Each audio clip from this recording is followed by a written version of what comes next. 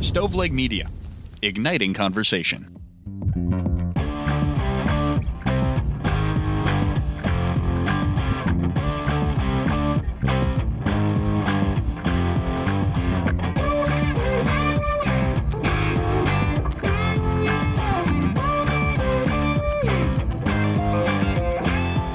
This is True Crime Cast. Jamie and John here to deliver another true crime story straight to you. What's up, buddy?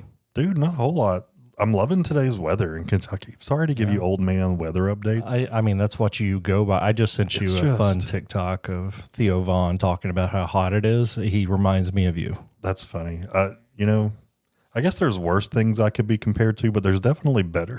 Well, it was just not him as a person, but his opinion on the heat. You are the most temperature sensitive person I've ever met. Today is not as humid. I actually went outside today and didn't want to die. So that's a step in the right direction. Well, I'm sorry you're back in here, but we got a good reason. We got an unsolved case that we're going to share from right around when we were born. Yeah, dude. This one is just absolutely heartbreaking, terrifying. And I remember this case because when I was a young kid, my mom and I would watch Unsolved Mysteries. And this was a case that was featured, I guess we were watching reruns and this one came on. But I just completely unrelated, I want to ask you, did you ever have a hard time sleeping as a kid? Yeah. No, I'm joking. My mom and I would watch that and then she would be curious as to why I couldn't sleep at night because I was horrified. That music's always in your head. That guy is an earworm. And the guy's voice too is just as ominous as the music is. Yeah. They're hand in hand. The scariest thing ever created. It was really good planning and production for them. Regardless, before we get started talking about the murder of Rachael Runyan, we are going to give thanks to a couple reviews that came in. This came from Eric Tansey. It said, I love how they do not use emotion or theatrics to sway your feelings on the case. They present the facts as they see them and allow you, the listener, to make your own decision. Great show. Thank you, Eric. That's very kind. Got another one that came from, I don't want to mispronounce this, so I'm going to spell it. FRAGE 129 or 192704. So Fraggle? There's no L. So it could be Fraggle if the one's an L.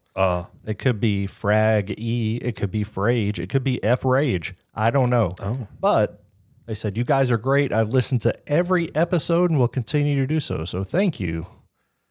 Whatever your name is. It's Italian.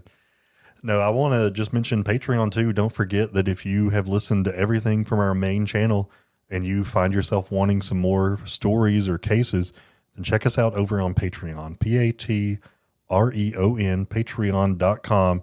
When you're there, just search for us, True Crimecast. For as little as $3 a month, you'll get access to our main feed early and ad-free, and you'll get a bonus episode each and every month. And there's almost 8 years worth of content from our bonus episodes exclusive to Patreon members over there. So go check it out. $3. We haven't changed our prices. Now, I think there are some fees if you sign up on an Apple phone. So I would suggest signing up on a PC or something like that. But yeah, $3 a month. We haven't changed our prices in 8 years. Suck that, government. Right. Everything else has gone up, but not Patreon prices for us. And as always, this show is free, except for the emotional toll that it takes on us to tell it. Dude, hand me your phone, right now. You're going to be playing games the whole entire time. This one, I mean, dude, we've taught VBS recently, and there's just little cute kids running around everywhere. Our kids aren't little and cute anymore. But this story, to be clear, they are neither little or cute anymore. Just want to say that and make sure it's both. Yeah. That's what you said. I just want to emphasize it. I got you. I was like, what did I say wrong? No, our kids are not little anymore, and they are not cute anymore. But this story involves a 3-year-old girl. So if that is something that is triggering for you, we don't do this often, but viewer be warned. Yeah. So why don't you go ahead and get us rolling, John? Yeah, man. We're going to be talking about the murder and abduction of a 3-year-old girl named Rachael Runyan. And this one's heartbreaking. We're going to be going to Sunset, Utah, which sounds just like a beautiful place, and it may be, but for today's story, that is anything but that. That's where you'll find a quiet, hardworking suburban family This town is near the Hill Air Force Base, and we're going to go back to the year of 1982. Is that the year you were born, my man? I was born there. This is earlier the year I was born. My mother was very pregnant when this happened. I wonder if news traveled to the hills of Harlan County when all this happened. But Sunset, the town, had fewer than 5,000 residents, so it is definitely like reminiscent of a Harlan or Jellicoe. Harlan has to be bigger than Jellicoe, but just the setting is so similar. It is. This was a close-knit community. This is the time back in the day, like we call this the good old days. This is where kids could play freely in the outdoors. They could be in the streets, not the highways, but little towns, the streets where your houses are typically pretty quiet. People didn't lock their doors. I mean, I can't overstate how different 1982 in a small town was compared to 2025. Anywhere in 2025, yeah. Like it wasn't much long after this that I was born and a kid and riding bikes, and I would be miles away from my home without a cell phone, without any way to track my location, and be gone for hours without talking to an adult. And people just felt safe. There was no sense of fear for our parents. But that sense of safety was completely shattered on August the 26th, 1982. That was a warm summer day when Rachael Runyan vanished from a playground less than 15 feet away from her home. Yeah, this is crazy to think about. And you're right. This was, if you told somebody nowadays that we didn't lock our doors, it just sounds super irresponsible, but that was the culture. It gained national attention pretty much immediately, and a lot of that was how young Rachael was, but also the bizarre nature of how she disappeared. It was in broad daylight, right in front of her two brothers in a public park. This wasn't jumping out from behind a bush and sneaking away. This wasn't a breaking and entering and taking somebody out of their bedroom. This was walking into a park and walking away with a child that wasn't yours. From the beginning, they always had clues. They had ideas. They had witnesses, a description of the person that took Rachael, a vehicle, even a partial composite. But somehow, even with all that, spoiler, nobody's ever been charged for this crime. Now, there are some strong suspects. We'll talk about those at the end. But for starters, let's break down what we do know. From the moment Rachael disappeared to all these theories 43 years later. Family members have confessed to individuals. There have been legislative changes because of this case, and there are some accusations still sitting out there that are so far unfounded. All right. So again, Sunday, August the 26th, 1982. Dude, I remember Sundays as a kid. Like we would go to church. We would have just a few hours in between lunchtime and then going back to church. And that was just the time for playing outside. And that's what a 3-year-old Rachael Runyan was doing. She was a bright, curious little girl. She had dark hair. She had a big old smile. And that afternoon, her mother, Elaine, was cooking lunch at the home there in Sunset. And just outside that home, they lived like their property touched the property of an elementary school. And behind it, there was a playground. That would be like freaking awesome as a kid to share your yard, sharing that of a playground, because not only would you have the equipment that you could utilize, but there's also like instant friends all the time. This was the kind of place where parents would feel comfortable letting their kids go play. And that day, Rachael went to the park with her older brother, Justin, who was just 5 years old at the time. And then they had a younger brother named Nathan. So there's 3 kids out there playing on this playground that was at the school property adjacent to their house. And Elaine could see the playground from her kitchen window. So this isn't something like, Elaine's not inside taking a nap or using crystal meth. Like, she's cooking lunch for the kids. And she would keep glancing out at the kids who were playing again, just like less than 20 yards away from their home. So this was late summer. It was warm, sunny. But within moments, that safety was gone. According to Justin, there was a black man who appeared to be in his early 20s, and he came up to the kids at the park. They said he was friendly, and he offered the kids ice cream, and he talked to them as if he knew them, and he eventually coaxed Rachael to get towards his car, and then she would hesitate at first, but then she followed, and that's when it happened. This man grabbed Rachael, threw her into the car, and sped off. And he was able to give his mom a description of the car. He said it was like a medium-sized blue car with wood paneling. This was kind of prominent back in the 80s, the wood panel on cars. I kind of love it. I wish it'd make a return, but he said it looked like a station wagon. So Justin and Nathan ran back to the house. They were crying and screaming and told their mom what had happened, and she immediately called the police. Yeah, and I don't know. Nowadays, we're really quick to judge, so I'm sure there's some people listening saying, why would she let those 3 kids under 5 go unattended? Like, this wouldn't be different from most people just looking at their kids playing in their own yard. Like, it's that close to where she was. Elaine really jumped into action when the boys came in and told her what happened. Within minutes of the abduction, she was on the phone with police. She was giving statements, and they jumped on this case immediately. But they couldn't find him in the immediate vicinity, which if they were able to find that car, if they were able to stop some streets, it would have been potential to recover her alive, but she got away before that happened. Well, and you would think that because, I mean, it's a 5-year-old giving eyewitness testimony about something traumatic that just happened to his sister. But I mean, when I was saying it, it sounded like a lot, but really it's a possible black man in a blue car with wood paneling. That is not going to be everything you need to find this guy. He talked a little bit more about the man after things had settled down. He said he was around 5'8" and slim. When they saw him, he was wearing a green jogging suit with red and white stripes, and he had a short afro. And he apparently told the kids that his name was Laurel. No clue where that comes from, and I've never seen a suspect listed with that name. So I assume that either A, Justin misheard it, B, it was a lie, or C, both of those things are true. The kind of detail Justin had, even though it's vague, was kind of rare in missing children's cases. Usually people are very careful not to be seen, but Justin saw everything, and he was able to articulate what happened at the scene.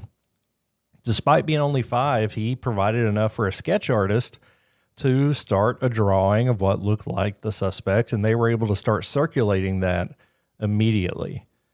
But in 1982, surveillance technology wasn't very good. There were not cameras on everybody's doorbell, even on every street corner, even on the school. I can't imagine going to a school now and not seeing cameras everywhere, but this was the case back then. I mean, I could think of back in the 90s even, like how many places had video cameras, and it was like our bigger grocery stores, and that was probably it. Like maybe our jails, they had them, but like, yeah, totally different than it is today. I mean, gosh, on the outside of my house, I have 6 cameras that I can think of. So totally different scenario. Yeah, it was a different world for sure. So all they had was a description of a person and a car.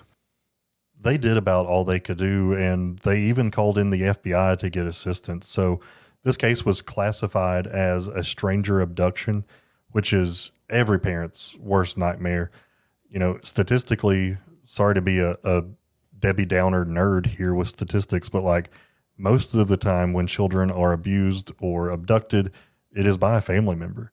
Yep. So the first 24 hours of this case is absolutely critical, and they knew that.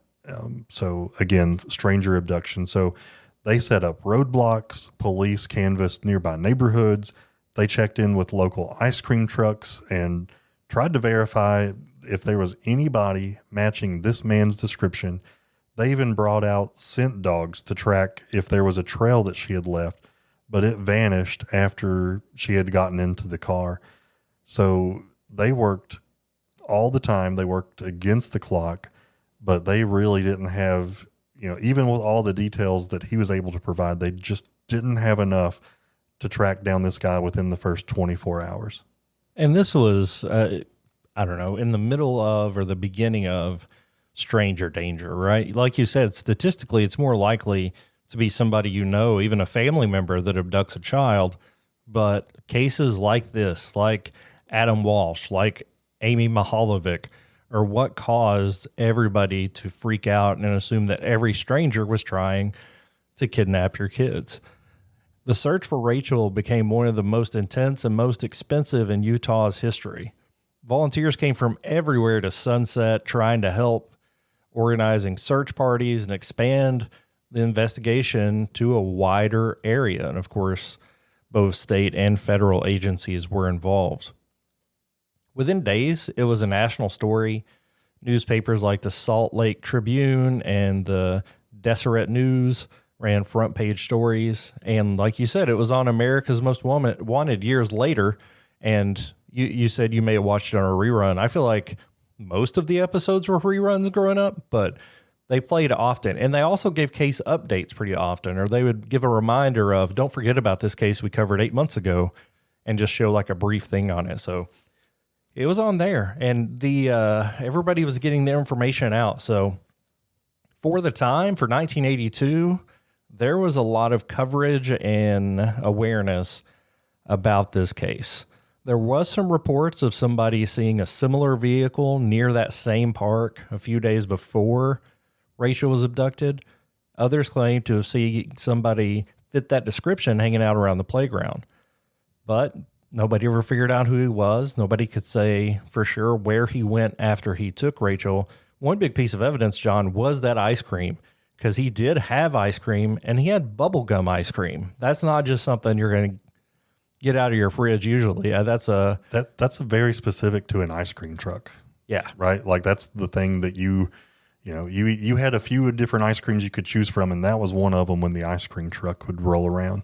Right. So he had to have it, A, close enough to where it wouldn't have melted on the way over there, and B, somewhere that had bubblegum ice cream. So it makes you wonder. I mean, this was a park. This was it wasn't an official park. It was the playground of an elementary school. But if it was utilized as a park, then it would make sense that an ice cream truck would roll around. So was one in the area, and this guy bought one and went over to try to tempt Rachael to come with them from there. So, I mean, they asked, that's why they went around looking for ice cream trucks, was to say, have you seen an African-American man with the green jumpsuit on who's bought some bubblegum ice cream here, right? Over by the school, over by the elementary school. Yeah.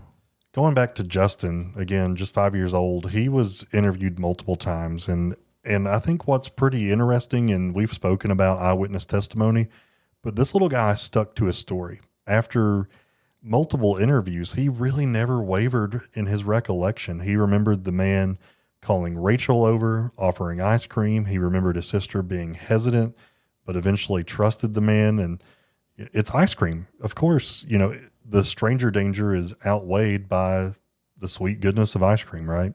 And at that point, you're more likely to trust people a lot more than you are now. Yeah. Again, just 3 years old. The police and FBI tracked down every single registered blue station wagon or paneled car in that region. They visited junkyards. They went through DMV records. They canvassed vehicle owners.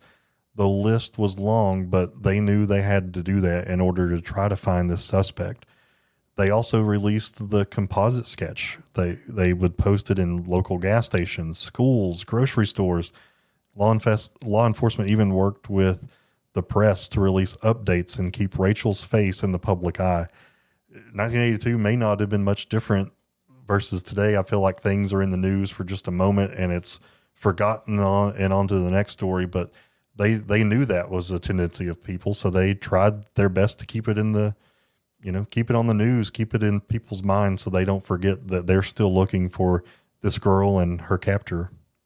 And man, for the time and for such a small town, and they handled this investigation so well. You would think a small town that doesn't have a lot of crimes like this would have missed a lot of things, would have not been as aggressive, but they handled this just about as well as they could have.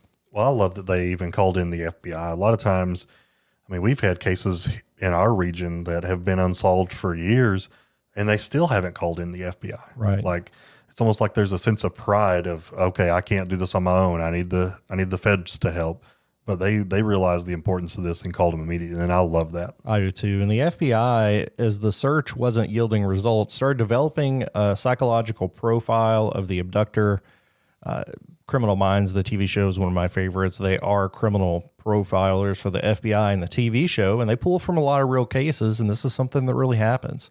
They said this was likely somebody who lived nearby, not somebody passing through the town, somebody familiar with the park, familiar with the area, obviously had some kind of vehicle, whether or not it matched Justin's description, because she got away very quickly, and somebody who had the confidence to try to pull this off successfully in broad daylight. But even with all this, leads came in, none of them panned out, and they started to dry up. And it started to settle in for the family that we haven't seen her in days.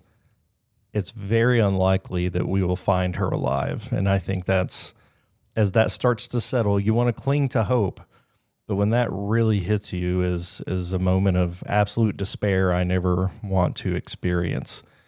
And then a month later, those fears were confirmed. On September 19th of 1982, just 24 days after she disappeared, Rachel's body was found in a creek bed in nearby Morgan, Utah. That's about 50 miles northeast of Sunset. She had been bound and gagged. An autopsy revealed that she had been dead for some time before they found her.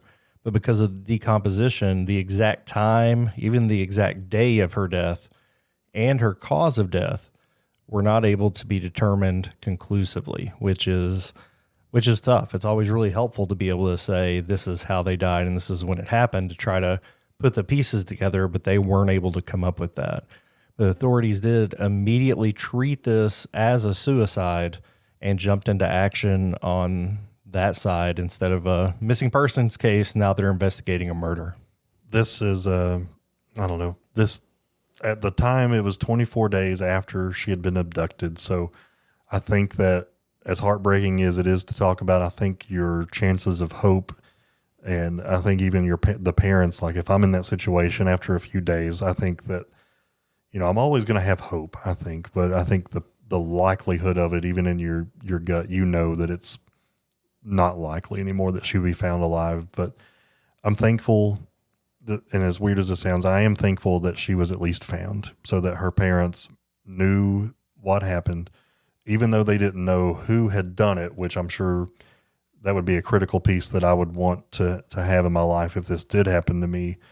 But just knowing that she's gone and knowing that she's resting with the Lord, that has to be, I don't know, some sense of comfort rather than just never finding her. Jamie, I don't know. I completely agree with you. I think once you start to realize that's the case, then you want to know where she is. You want to be able to lay her to rest. And then your focus goes to who did this and how can we hold them accountable. So like you said, due to the state of decomposition her body was in, it was almost impossible to determine how long ago she had been left there, but even the exact cause of death. But it was confirmed that this was a homicide, and it had appeared as if she had been kept alive for several days after the abduction, and as possibly as long as 3 weeks. So this is, it does appear that it was not likely that she was taken and murdered and left where she was on the same day. So that is, I think, an important piece to keep in mind. Yeah, man. I don't know if, as a parent, if that gives you comfort or dread, knowing that, kind of wishing that it had been quicker so that there was no more suffering and just torture. The fear, yeah. Just knowing that if she was alive with this individual for more than 5 minutes, then the fear had to set in. So yeah, we're getting pretty deep into this. I just realized we haven't taken a break. So when we come back, we'll talk about what happened after Rachel's funeral and what fruits that the investigation was able to produce.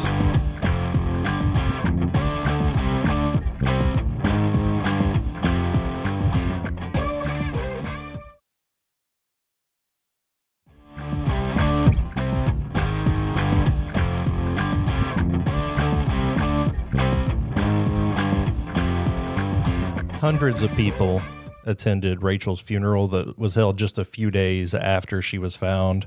Her mom, Elaine, later recalled how she could barely walk up to the casket. She said it was a kind of grief that consumes your entire being.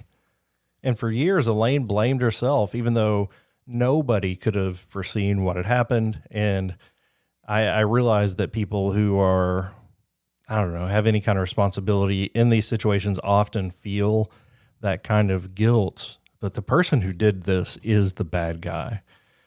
The raw pain she felt became a driving force behind the next phase of this story, which is activism. Elaine and her family not only wanted to find the person that killed Rachel, but they also wanted to change the system so this could never happen again. Rachel's abduction happened before Amber Alerts, and we've covered the story that led to the creation of Amber Alerts. There was no national registry of missing kids. The FBI exclusively handled child kidnappings, but only if it crossed state lines, which in this case, it hadn't. So we know that's why they were invited in. They can't come in themselves unless it becomes a federal issue, which means it crossed state lines. In the early days, law enforcement had to rely on tip lines, flyers, door-to-door interviews. But Rachel's case helped to change some of that, John. Yeah, man, this is crazy. In 1984, just 2 years after Rachel's murder, that's when the National Center for Missing and Exploited Children, NCMEC, was formed, and her story, alongside others like Ethan Petz and Adam Walsh, was part of what was the driving force behind creating this. There was also Rachel's Law, which passed in 1994. I feel like we've spoke about that too, and that created a statewide missing child clearinghouse. So yeah, this was like this retained DNA samples from unidentified remains. So that was something that could be helpful if your child disappeared and then a body that is unrecognizable is found, then you would know if that was your loved one or not. And that was ahead of its time too, because DNA was just starting to be a popular, a commonplace piece of evidence, even though it was still in its infancy. So for them to be able to use this incident to drive that into law was, fascinating. Yeah. I want to go back up and speak on Elaine for just a minute. Like, I was able to listen to some interviews that she did over the last several years, and I mean, she's done one as recent as just a year ago that I was able to find. This is something that would just consume your whole life, and her whole life has been advocating for others who have been in her situation. This is something that is just hard on the family. I mean, this kind of stuff typically ends in divorce if you're married, because you each kind of blame each other, and she blames herself, and it's just so heartbreaking. Of course, if she would have known that this was going to happen, she would not have let the kids out of the house. But she, in the interview, says that even when she talks to herself in her mind about this, she's like, I was letting my kids play. That's what moms do. They send their kids out to play, and that's what my mom did in the 80s. But yeah. Again, this was not a neglectful mom. This was not an abusive mom. This was a mom who was making lunch, doing dishes, letting her kids play, doing absolutely the most loving things a mom could do when a monster came and found Rachel. Yeah, and these are things that I think most moms do every day. But she used that to motivate her to cause actual change in policy that would protect many children for years after that. Like we said, the evidence was minimal. We had a description of the car, of the person. We had where she was abducted, and we had where her body was found. But there wasn't a lot to go on that would tie them back to a suspect. But in years gone by, they never stopped trying to solve this. It's continued to come up. They've continued to do testing and revisit the case, thankfully. This is a case where the leads may be cold, but they are still looking for answers. So let's talk about a couple of the suspects. One suspect that came on the police's radar, which this is 25 years after the murder, is Melvin Joe Reeves. He got on the radar because he was arrested in Pennsylvania in 2011 for abducting his own child. and authorities confirmed that he actually lived in Sunset in 1982. He matched some other key elements of the case, living in the area, obviously, a physical resemblance to the sketch, and his family had ties to a blue car with wood paneling as described by Justin. So if you're going to go out and just look for suspects, I think this is the only name you're going to find is Melvin Reeves. I don't know if they're going to be able to tie him to this. They have tried with DNA and other pieces of evidence for the last 18 years, unable to do so. There's not enough to charge him, but he is the primary suspect if you ask an officer right now. Yeah, I'm sorry to cut you off. You mentioned the Amber Alert system earlier and how it was utilized. Well, when he abducted his own kid, the Amber Alert system was utilized. So if he is the person responsible, it's just interesting that the Amber Alert situation would have been helpful back in 1982 had the technology been available. All this evidence is not enough evidence, and that sucks. So in 2022, there was a new theory that emerged. While Reeve definitely remains the top suspect, a different woman came forward implicating her uncle. He was a Hispanic man. He also drove a Pinto back in 1982. And that matched the description. Him being Hispanic is interesting because the one piece of evidence that police have tried to leave room for flexibility on was the actual ethnicity of the individual that committed this crime. Justin described him as a black man, but could it have been that he was another race with basically not a white person? So they expanded their search to include Hispanic men.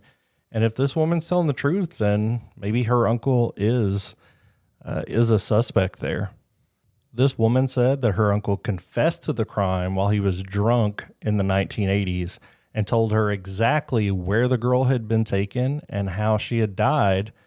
And according to her statement, the place where Rachel was found perfectly matched where he said he had placed the body. Of course, at that time in the late 80s, that information was public knowledge. She said that he told her that Rachel reminded him of somebody from his past. So he panicked after seeing some media coverage after he had kidnapped her. And that's when he decided to end her life and dump her body in the nearby town.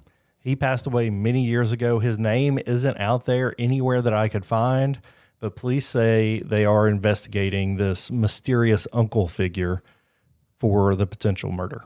Well, I think it's even interesting, like the police are kind of conducting an interview of sorts or an investigation of sorts with this woman.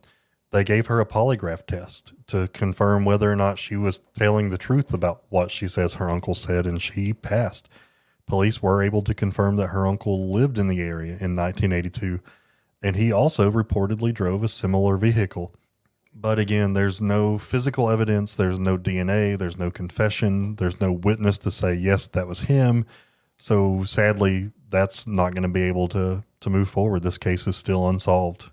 It is. And if you know anything at all about this, if somebody has confessed to you in a drunken state or on their deathbed, all information is helpful at this point. It's not like they are overrun with leads nowadays for this case in particular. So please contact authorities if you have any information. If you lived in the area at the time, think you might have saw something, think you know somebody that might have driven that car. I think this is a case, and we cover several that I don't think can be solved, John, but I do think this case can be solved. I think we're just going to have the right break in the case, and I'm just thrilled that they're still working on it. It's still out there. In 2017, the city of Sunset established Rachael Runyan Missing and Exploited Children's Day, and it's actually celebrated now throughout the state on August 26th of each year to raise awareness about not only Rachel's case, but of the issue in general.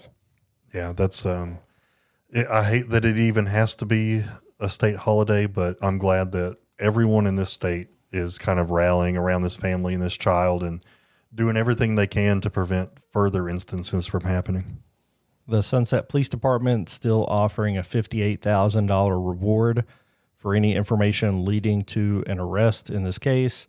They've also extended the statute of limitations in Utah, which there was a statute of limitation on homicide that would have prevented somebody from being prosecuted now. But this new change in policy and law has certainly helped out. And of course, always looking for new familial DNA evidence that seems to be very effective recently in solving cold cases. So hoping we get justice for Rachael, some closure for her family.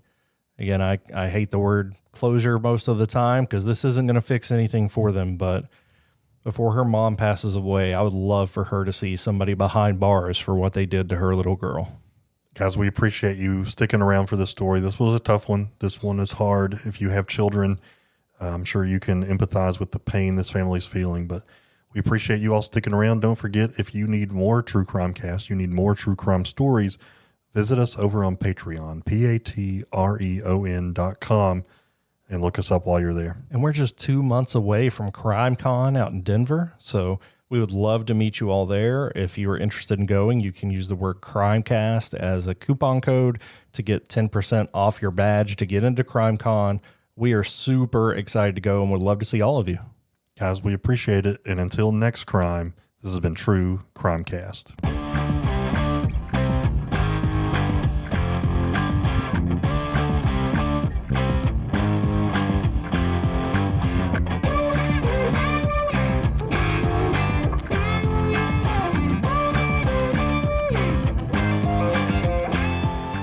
You've listened to True Crime Cast, distributed by Stoveleg Media. Check out stoveleg.com to find out more about your hosts and to find other podcasts to listen to. Stoveleg Media, igniting conversation.